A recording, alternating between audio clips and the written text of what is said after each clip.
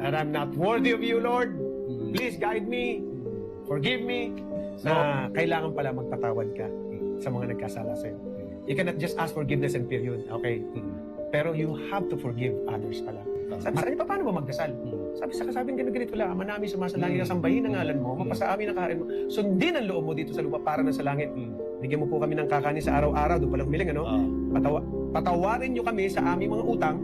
Ano susunod? Gaya ng Papatawad namin. sa nagkakautang sa amin. So kasama pala yun ngayon, patawarin nyo kami, forgive me from my sins the way I forgive others. Magkasama po yung package yun. Because hindi ka mabibless ng Panginoon. Kung hindi ka rin nagpapatawad. Hirap yun, ha? It's a challenge. Yes. Mas mahirap naman yung love your enemies. Di ba? Kaya, alam mo, kapag may nagtanong, totoo bang may Diyos? Matotoo. At tingnan mo, ito, basahin mo, love your enemies. Salita nino yan? Ito na kapag narinig na tao may nasabi, love your enemies, papatayin ko enemy ko. Pero ka, love your enemies, ha? Oo. So, sino gagawa ng phrase na yun, ng salita na yun? It's only God can do that.